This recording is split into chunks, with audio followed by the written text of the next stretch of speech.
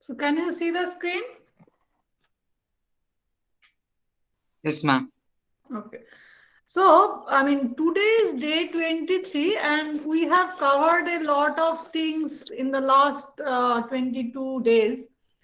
And let us start today with something that is the understanding of the previous thing, right? I mean, as I told you and as I promised you that when we have finished the spectra, we eventually went to the reaction mechanism to tell you a few important things about the reaction mechanism. And let us come back to the spectral part, that if you have a real spectra, then how would you uh, proceed, and how would you decide that what do you need to see and all these things. So let us summarize these things in a way that if you are given a spectra, I mean the data for a electronic spectra, then what are the things that are associated, that is the 10 dq value, then the b dash value, and all these things, how do you sum up. So to begin with, what are the things that we are really taken care of. So let me put one.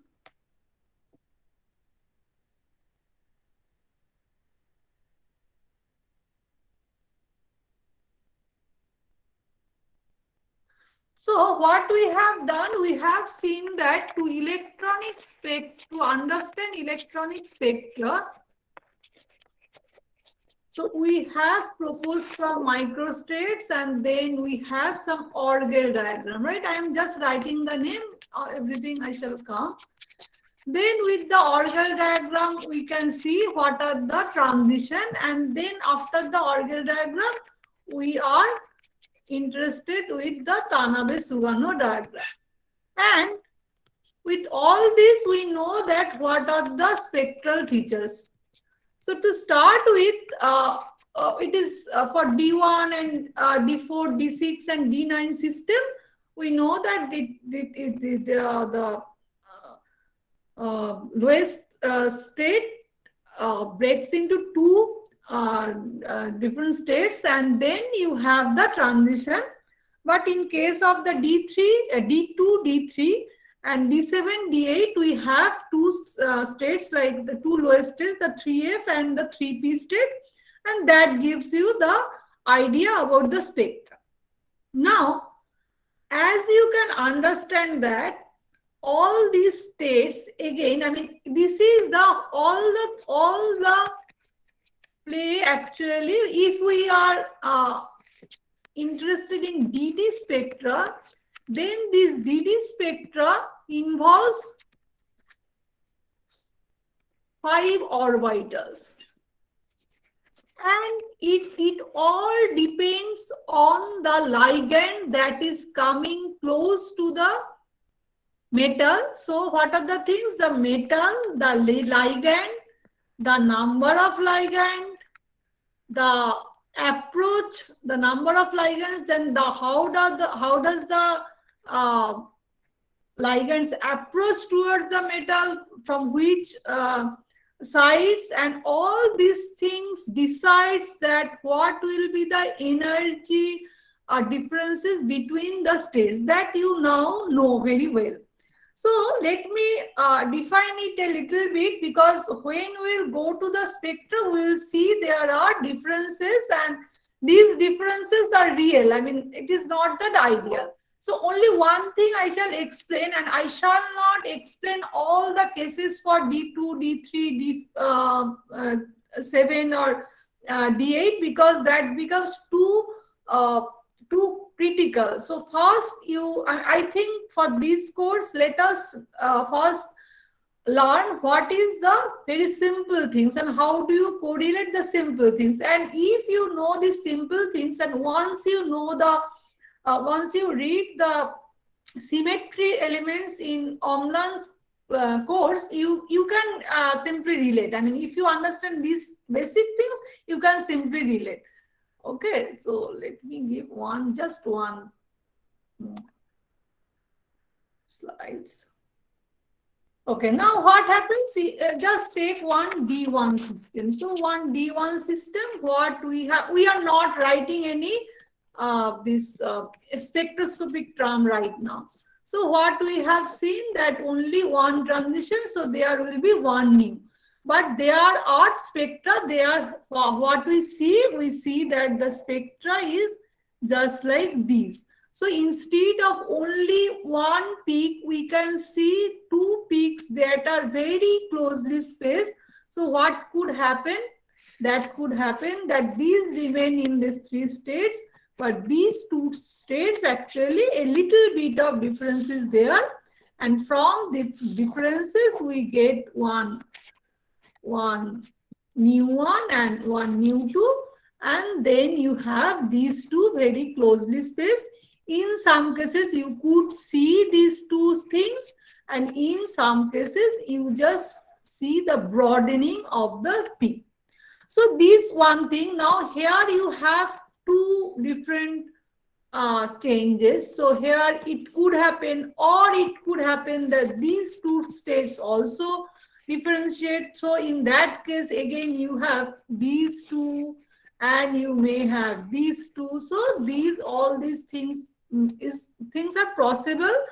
And also there could be, if you have a D1 system, then it always spin allowed. But if it is a D6 system, then it could be spin allowed, it could be spin forbidden. So these things are, again, you have to this spin allowed, and then you could have spin forbidden. So if you remember, or let me remind you that for DD spectra, so there are two things. One is Laporte selection rule, and there are spin selection rule for any spectra. And if we go to the DD spectra, so for particularly DD spectra, it is always Laporte forbidden until and unless we allow we take allowance of the little vibronic coupling. So it becomes a little allowed due to vibronic coupling. So all these things you have already informed. So now if we go to the Orgel diagram, you have learned the Orgel diagram. So let me show you once again the Orgel diagram. So how does this Orgel diagram? If you remember, here we have taken the zero field, and what we are taking, that once we are going to the strong field limit, it gives you the values. Now, what are the transition? The transition are here like these, and these are the transition. Now, if you just take this picture is not that good. Let me see if I have, no, this is the picture I have kept. So if we take this particular point, now if you take the left of this, then if we take this new one, I mean, the term arises from 3F is T1, T2, this T2F and this A2F, and this T1 is from P. And if we take this T1, then here if we take this T1 to T2 as new one, I shall come again. If you do not understand, I shall again come. Then T1 to, let me go to understand this, let me go here. Okay, now see in Tanabe-Sugano diagram, we have this T1, we have taken this T1 F. And then this is F, this is P, and this is F. Now you just look at this point. If you take this one as new 1, this one as new 2, and this one as new 3, you can see that new 2 is less than new 3. But as you go towards the strong field, so this is the strong field case, going the field strength is increasing, strong field case, then this is the new 1, this is the new 2, and this is the new 3. And for D2 case, new 3 could be new greater than, sorry.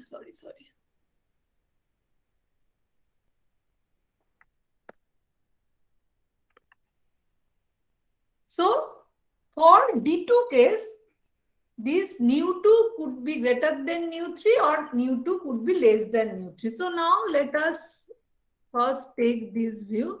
So this is the D1 case.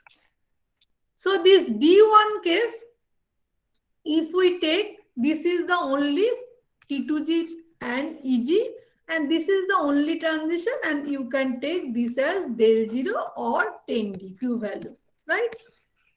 Now if you take the value for this D2 or D7, then you have, this is the T2G, this is the T2G1, EG1 state, and this is the EG2. So generally this value, this difference is E0, right? So this difference is E0, and we will come back to the calculation, that how do you do the calculation and what are the calculation, how does it come. Now if you take the D3 and D8 configuration, and again this question comes that why these terms actually reverse, and that I shall try to give it today, only one table, that it comes like D3, you have the T2 into T2 into T2, and then you have here, you have only T2 into T2, and that gives you these values. This is the lowest term, and this is only spectroscopic aspect, there is nothing, and that once you know the symmetry elements, then you will understand that don't have to think that it is why it is EG is coming low, or this is only the spectroscopic term. And here you have this value as the this new one value as the del 0 that I am counting. Now if you have the this D5 system, actually D5, D6, D1, D2, D3, D2, D7, D3, D8. This is D9. This is D4. And this is D6, right? And for D5 system, you do not have any spin, spin allowed transition, so we have not given it here. And again, if you just look at this Tanabe-Sugano diagram, again I kept it for a long time. So now you please remind about the Tanabe-Sugano diagram. So what are the advantages about Tanabe-Sugano? The lowest term is taken at the base. The lowest term is taken at the base, number one. Lowest term as base. Number two is the del 0 is given in terms of the B, the nephroleptic effect, and it is at increasing, and this is the increasing of energy.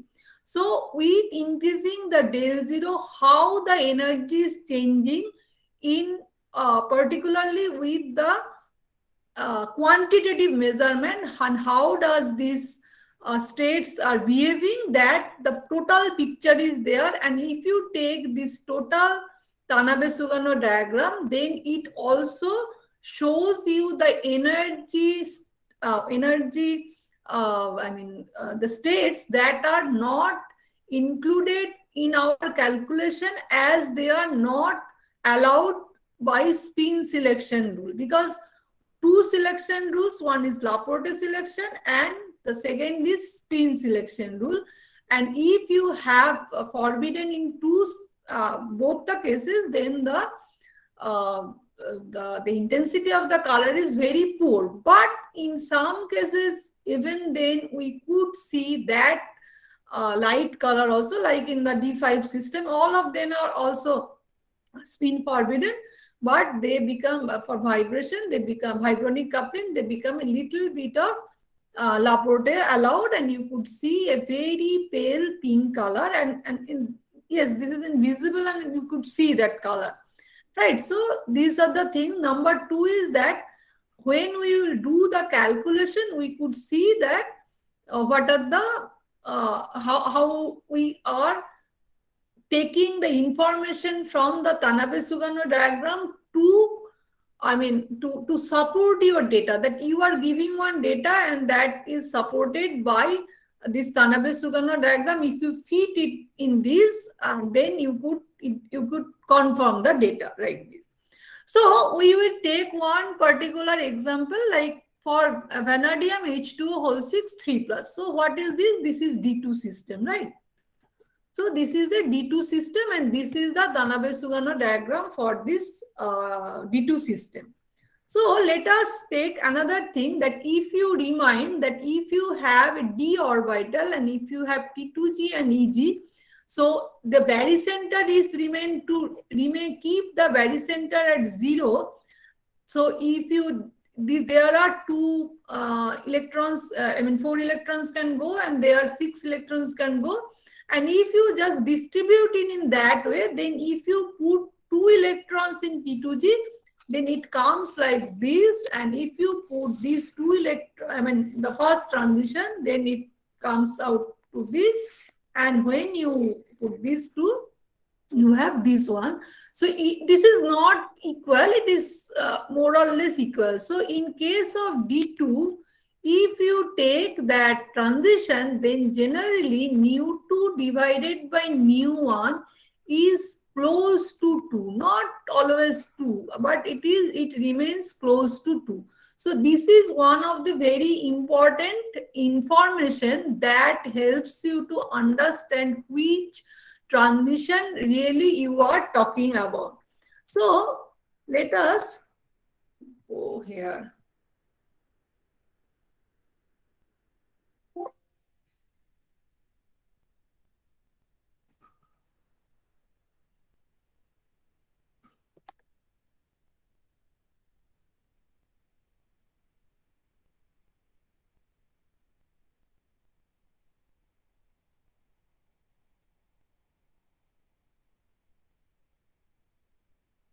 Okay, so what are the things? So we have seen the last one. You just remember 1700, 800 and 25,700. So VH2O whole 6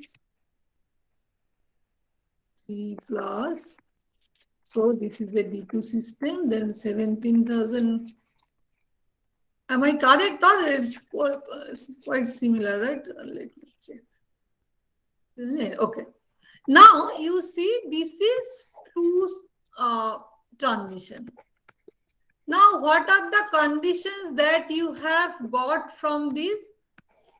That for D2 system, nu2 divided by nu1 is close to 2.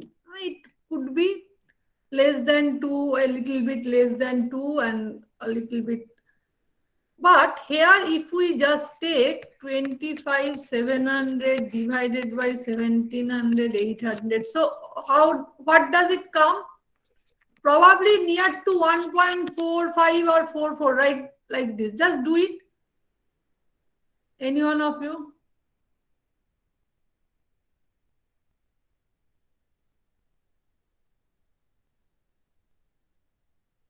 I think your microphone is working.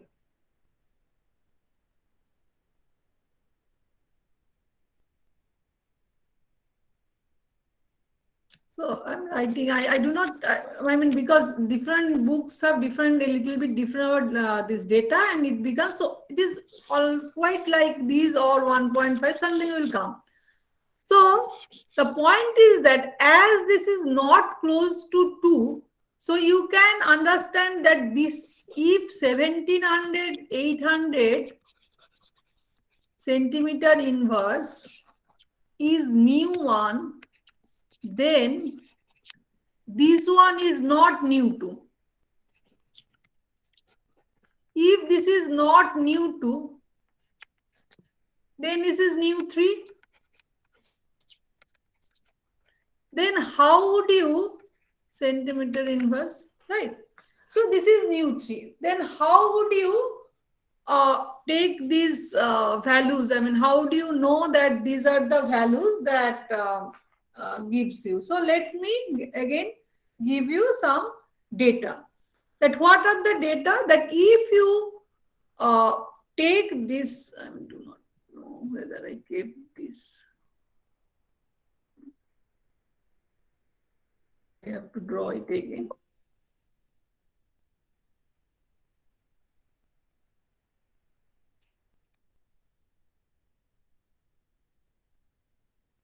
So you remember that if we draw it 3F and 3P, then the difference between these is 15B.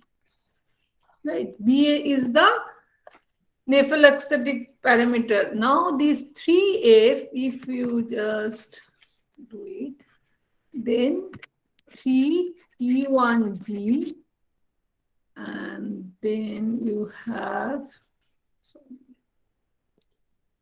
3T2G, then you have A2G, and 3T1P.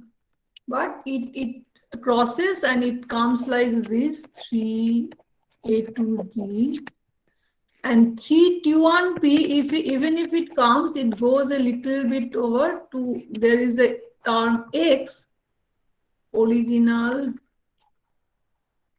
3T1P, but this is a 3T1P because this same term depends. So here this is T1G, it will go a little low by X, and this is called 3P1G. This is the original position, and T1G remains as 3T2G remains as this, right? Now, if you do this calculation, it comes as 3T1G F to 3T2G F. It is mu1 is equal to A. This term you have to remember, plus X dash. Now 3T1G F to 3A2G F is equal to mu2 is equal to 18 dq plus X dash.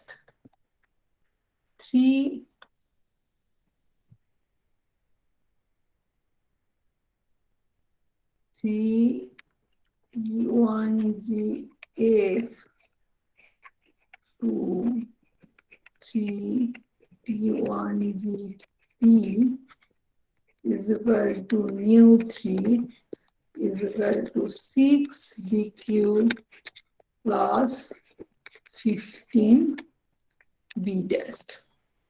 Right. So these are the parameters. Right. So from this parameter, you could easily find out the 10 dq value. But if you want to use, I mean, when you have two data and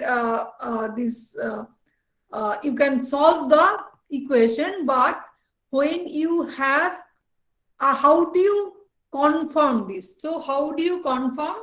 Let me show you this picture. Okay.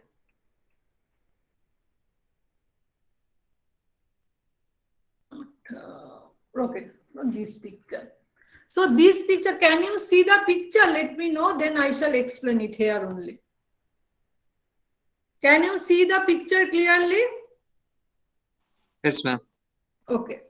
Now you see that what value you have, you know, you have nu1 value, you have nu3 value, right?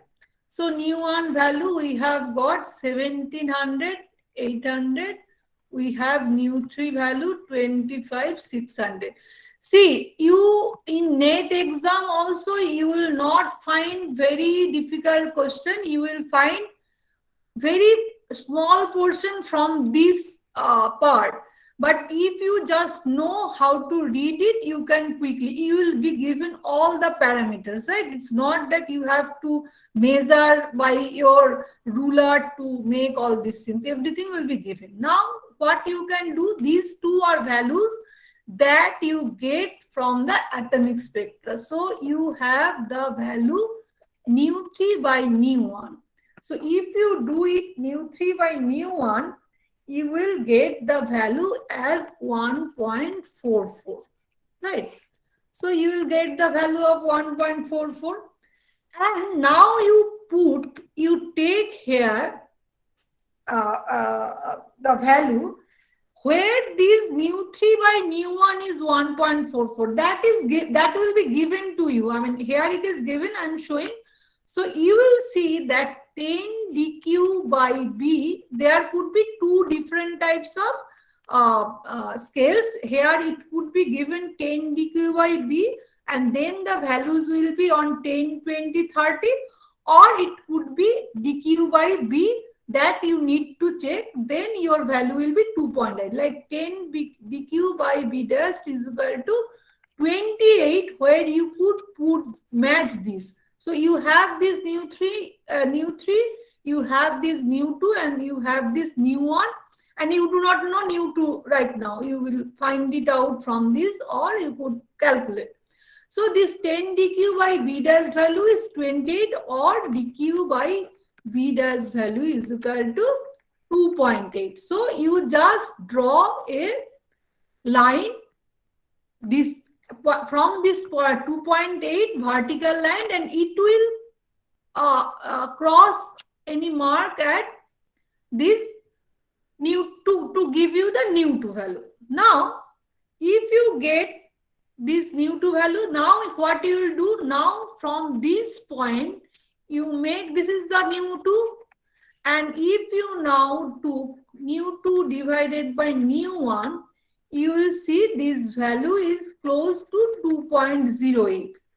So if it is nu2, then from nu2 you will get the value of nu2 2.08 into 17 into 800 centimeter inverse. So you will get some value. I am not writing the value. And also from the graph, now you could, I mean, just measuring, you could get the value of nu3 by nu2. And generally for this picture, it comes around probably 0.7, around 0.7. And from that value, again, you will get one nu2 value. And you could see that these two values, these are quite close to, I mean, this is 35.726. And if you put, you will with this 25600 value, and if you find this ratio, you will get one value. So from this value, if it is nu2 b and if it is nu2 a, then from average you could calculate the value. So nu2 is average of this two value, and you will get it around 35,000. Yes. Yes. Can you explain why you have direct taken the ratio of dq by b to mu2 by mu1? Yes. Nu2 by nu2 by nu1 is equal to 2. dq by b dash. dq by b is, as I told you, we have from this value nu1 and nu3, right? You have these two values. Yeah. So what is the ratio? You just do the ratio. 20. You do the ratio by yourself. 25,600 divided by 17,800. I get the point why you have means equal, means the What equal? equalization of dq by b dash ratio to mu2 by mu1 ratio. No, dq by b dash ratio, why nu2 by nu1? You have to check. You just check. Nu3 by what is nu3 by nu1? Yes, if you want that, you can also. So nu2 is equal to approximately nu1 into 2, right?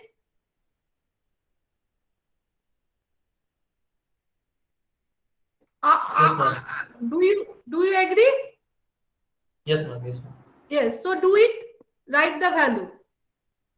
It is roughly 35,600, right?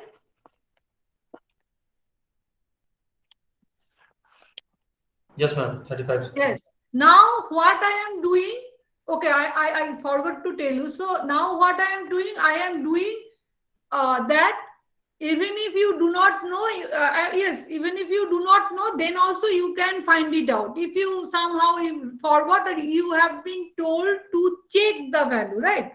Now you are not using this formula. What formula you are taking? You have given nu3 and nu2, right? Then you make a ratio of nu3 by nu1 is equal to this value will come.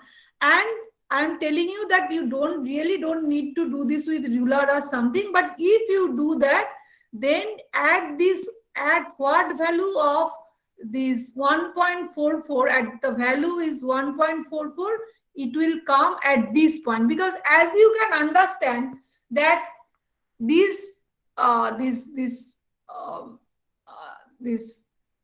lines are not parallel, right? So the value changes. Like if you take the nu2 value here, and if you take this nu2 value here, this nu1 and nu2 ratio is not the same as the nu1 nu2 ratio, because these value they are diverging, right? Is it okay? Yes, ma'am. So what we are taking, at the value where nu3 divided by nu1 is 1.44, we found that particular point, and that particular point gives you dq by b at point as 2.8. And you could find, you can cross check that at that value it comes again close to 2.08. It's very close to that we have taken 2, because it is not exact to 2.08, and the value comes very close to the value that we determined by from nu2 from the nu1, right? So, This is ma'am, to this I show am not getting the point that you are means verifying from this the graph. verification from the graphs, because this one you got from here. This is from here we have decided that nu2 by nu1 is equal to 2. I mean 2 del 0 will be right? But here you are from Tanabe-Sugano diagram also gives you, even if you do not know that nu2 by nu1 is equal, closely related to 2. You suppose you do not know, right? Because for D2 it is nu2 by nu1 is equal to 2 del 0. But for D8 or D3 system it is not like a, sorry, for D3 system it is a little bit different, right? So in that case, if you, it's just for verification. If you don't want to do it, then I'm coming. Why it is necessary? Now, this is the value you have got. Now, if at that particular position, if you just go to the energy, because we want to verify the nephelauxetic parameter. So if we just want to, I don't get it how you have extracted this point from the ratio of 1.44 in this graph. is you just take nu3, here you measure it by scale and measure it by nu1. Measure with scale these 2 points, right? And see what scale gives you with simple ruler. Did you get it? Just put a ruler and you find this height. And you find this height. And you will find that at this particular position, this is T1GP graph. And this is T2G graph.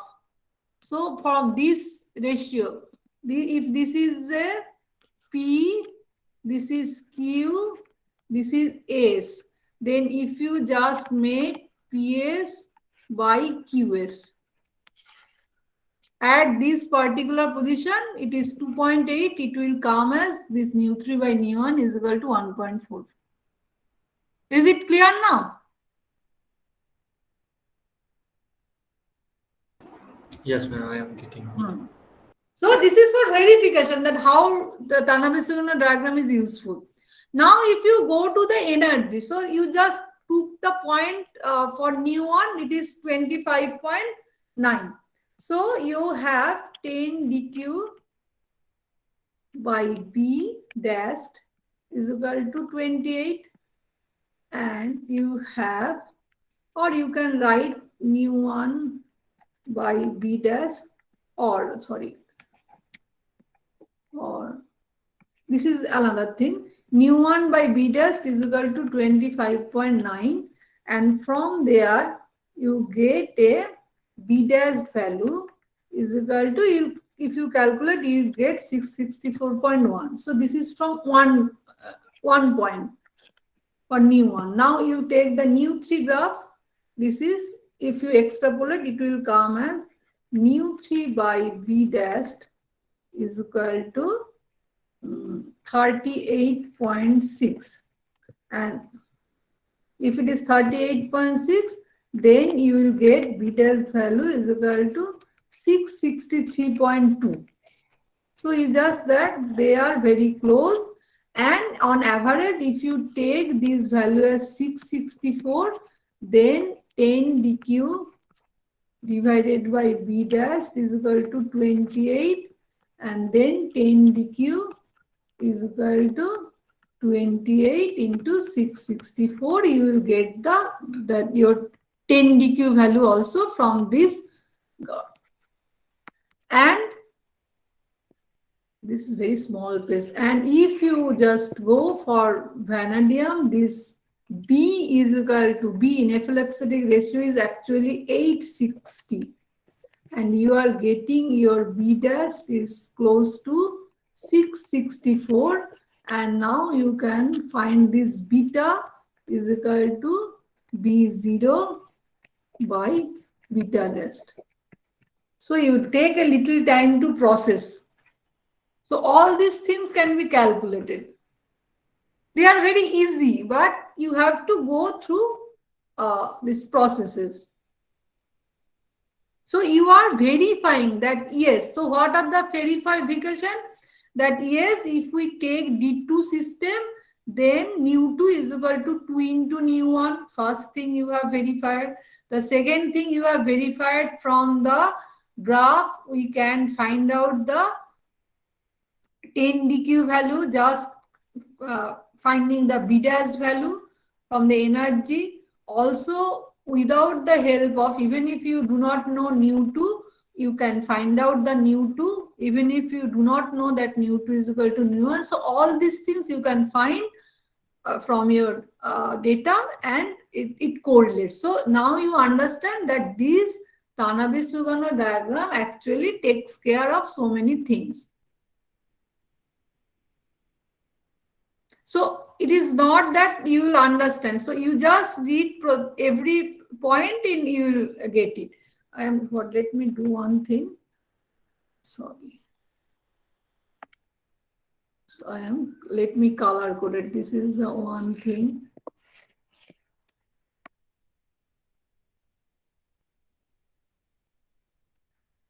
This is the given.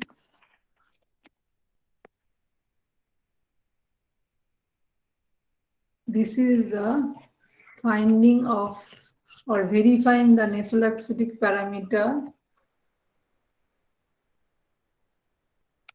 This is finding nu2 from nu1 and nu3. And this is the calculation from ratio. Right?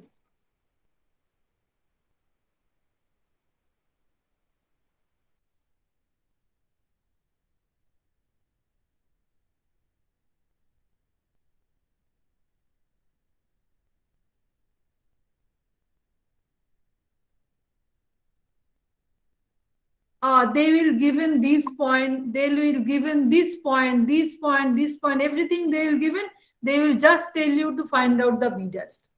Only this part. Until and unless you do not know how to correlate, you cannot, but if you know, you just do it with, 5 seconds or 10 seconds, you will find the result. Right? So this is the value, and now you just look at the question. that below are the shown the spectra of chromium 3 plus, while this is the titanium 3 octahedral complex. So I'm showing. So briefly explain why there is more than one absorption band in the spectrum of the chromium ion, but not the titanium ion. So you can tell you that this is chromium is 3 plus, so chromium is D2 system, and this is the D1 system. And sorry, this color is not on this. So this is D1 system and this is D2 system, right? D2 or D3, chromium 3 plus, Orison D5, D3 system, sorry. So D3 system, and then you can find out this, which absorption bands would you determine the value of del 0 in chromium closet? D3 I'm showing, D3 I have not shown you, so you can find out what is the value of del 0 in these complex ion. You have to find out from mu1, mu2, mu3 you can find out. And this figure 8.5 means this is given in the book, what is the color for this, I mean complementary color for these things, and you can find out the color. So these are the very simple questions. So for D3, so this was the D3. Now you have done it for all these things are for D2. And what are the values for D3 that I shall write you and you can find out.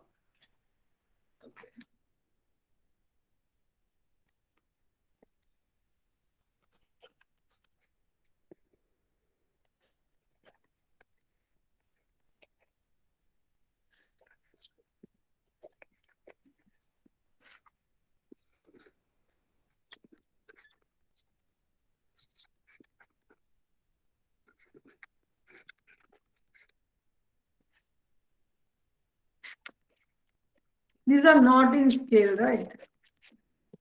Now see that two terms of equal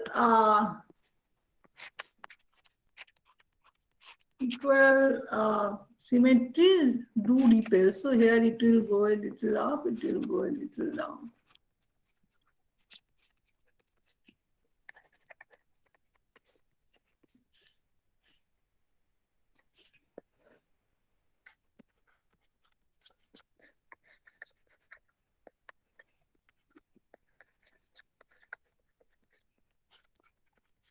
So this is mu1, this is mu2, and this is mu3. So here always mu3 is greater than mu. So this is a little bit of simple thing, and mu1 is equal to 10 dq here. Mu2 is equal to 18 dq. Another thing I forgot to tell, I'm just coming. And mu3 is equal to 12 dq plus 15 d dash plus x plus 2x. Because here it will, oh no, sorry, x. Right, now, if we are working on strong field ligand,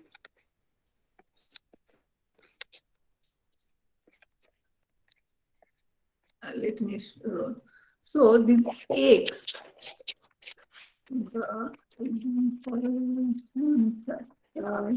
or it is called inter-electronic repulsion factor. When you have strong field ligand,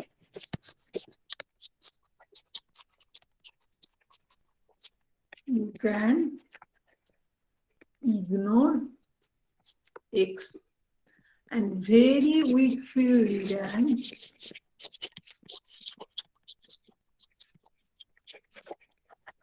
then X becomes important. So that if you remember this, then in this case it becomes 10 dq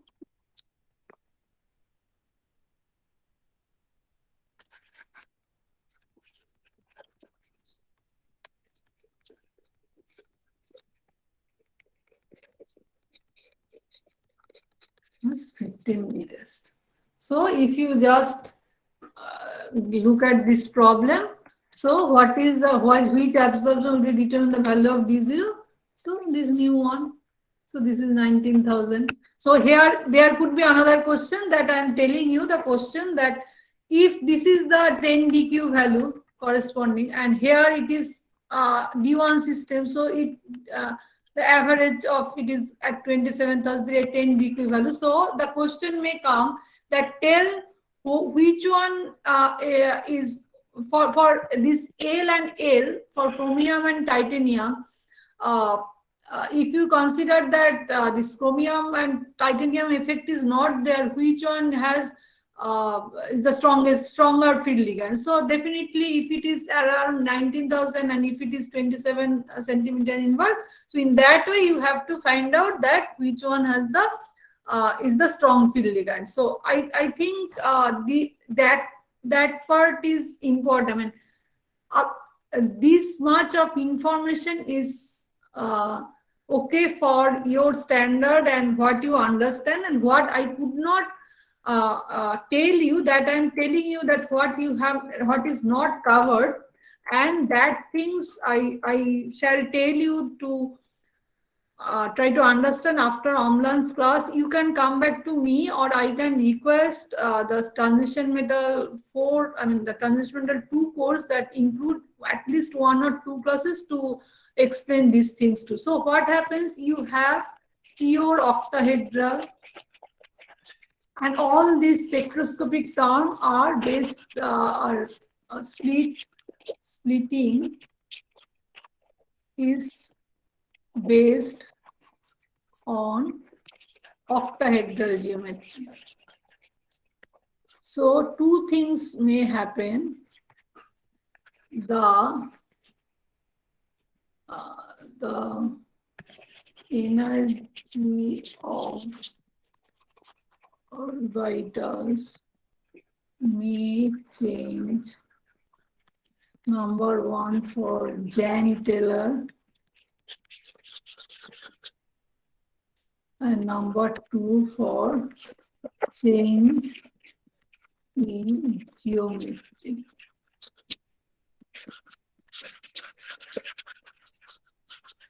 So what does happen?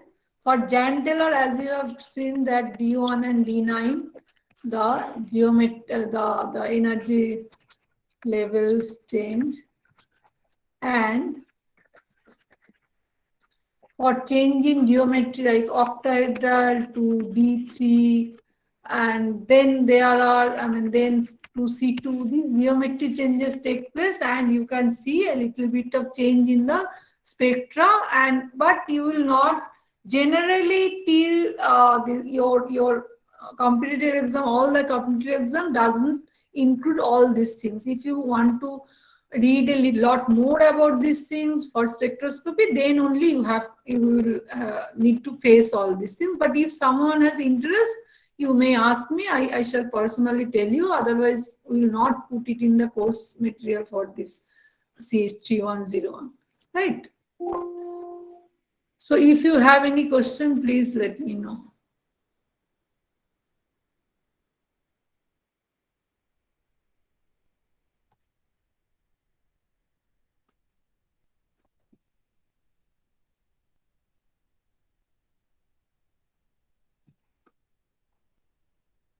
And I shall take the last class on 21st, and 21st also I shall discuss the questions, specifically how to look at the questions, what are the part that actually comes, and also the questions from the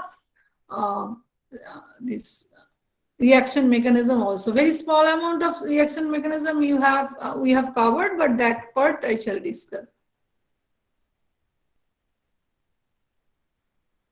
And within these 2 days, if you look at the this textbooks or from anywhere, if you find any question that you couldn't understand, or you want to see how to read the question and how to look at the problem, please please go through it and let me know. That will help us to discuss and decide about the more spectral features of the D2, D7, D8, all these things.